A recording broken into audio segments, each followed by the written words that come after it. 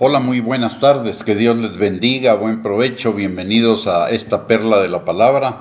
El día de hoy vamos a compartir sobre el misterio del rey secreto. En los últimos días del reino de Judá reinaba en el trono de David un rey malvado llamado Jeconías. Y el profeta Jeremías pronunció de parte de Dios una profecía de juicio contra él, una maldición, que la encontramos en Jeremías 22:30. Dice: así ha dicho Jehová, escribid lo que sucederá a este hombre privado de descendencia, hombre a quien nada próspero sucederá en todos los días de su vida, porque ninguno de su descendencia logrará sentarse sobre el trono de David ni reinar sobre Judá. Eso quería decir que ninguno de sus descendientes tomaría el trono de David, y la profecía se hizo realidad. El linaje real con el paso de los años se desvaneció, y ello implicaba que a lo largo de los años había legítimos herederos del trono, pero que no podían sentarse en él. Pero hubo en Judea un carpintero, un judío piadoso que vivió su vida en secreto.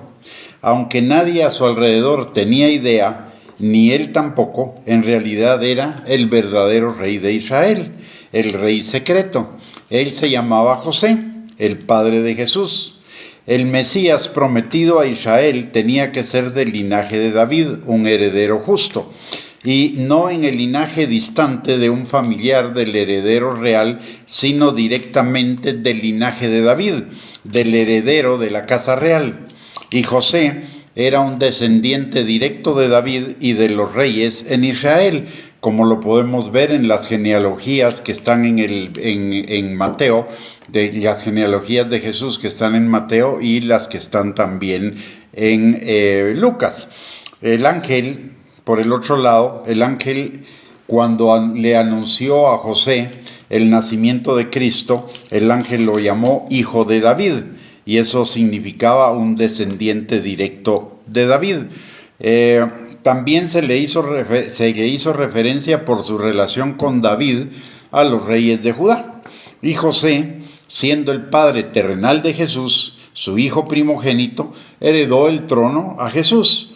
Pilato, la más alta autoridad del Imperio Romano en Israel, sin saberlo, reconoció a Jesús como el rey de los judíos. En Juan capítulo 19, versículos del 19 al 22, dice la palabra: escribió también Pilato en título que puso sobre la cruz, el cual decía: Jesús Nazareno, rey de los judíos.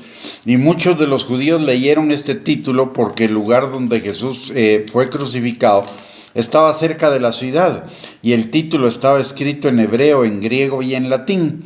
Dijeron a Pilato los principales sacerdotes de los judíos: no escribas rey de los judíos, sino que él dijo: soy rey de los judíos.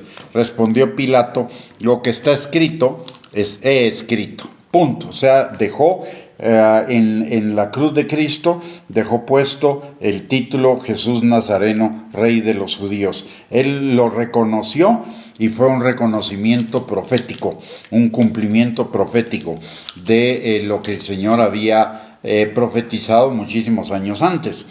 ¿Cuál es la enseñanza para nosotros en cuanto a este tema?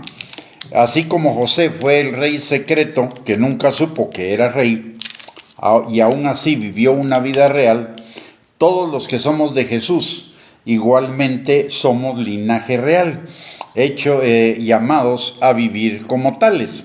En 1 de Pedro capítulo 2, versículo 9, la palabra de Dios dice: mas vosotros sois linaje escogido, real sacerdocio, nación santa, pueblo adquirido por Dios, para que anunciéis las virtudes de aquel que os llamó de las tinieblas a su luz admirable. Notemos que dice linaje escogido, real, sacerdocio, nación santa.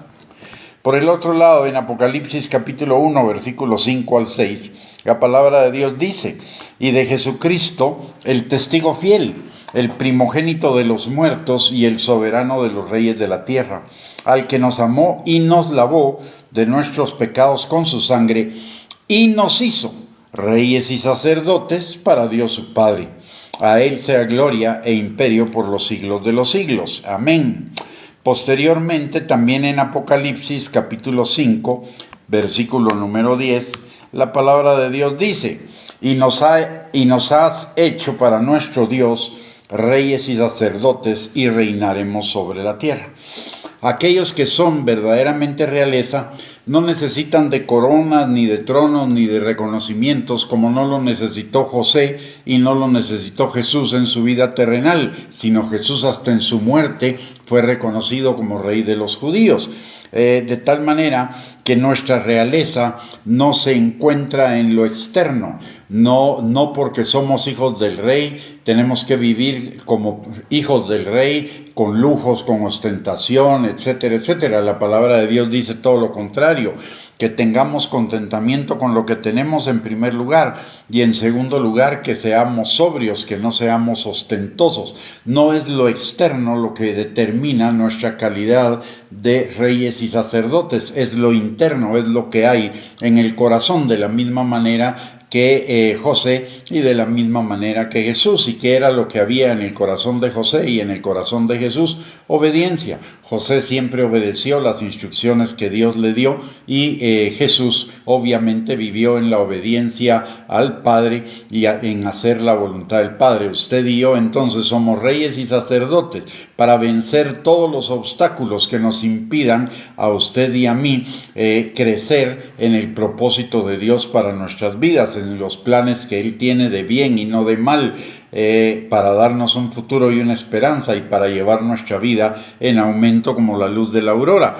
No se trata, vuelvo a repetir, no se trata de vivir como reyes con ostentación en cuanto al mundo terrenal o a la vida terrenal, sino se trata de un asunto del corazón, de la transformación de nuestro corazón para que sea un corazón conforme al corazón de Dios, un corazón que haga la voluntad de Dios.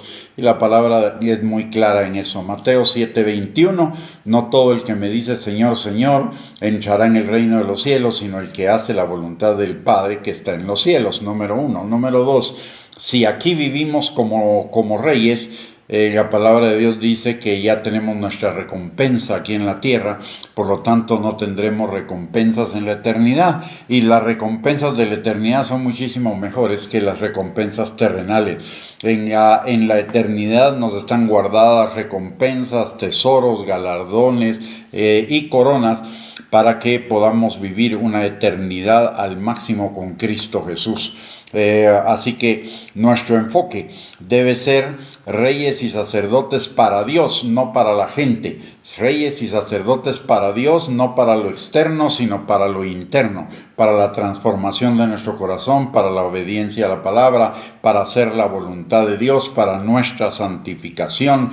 Para ello es que el Señor nos ha hecho reyes y sacerdotes para Dios, nuestro Padre. Y notemos que dice que nos ha hecho reyes y sacerdotes para Dios, no para la gente. Entonces no es que tengamos que vivir externamente como reyes y sacerdotes, sino como José vivió y como Jesús vivió, en humildad, pero en la transformación de nuestro corazón. Muy bien, con eso hemos llegado al final de esta perla de la palabra. Muchísimas gracias por conectarse, que tengan buen provecho, que Dios les bendiga y tengan una linda tarde, y si Dios lo permite, al entrar la noche tendremos otra perla de la palabra.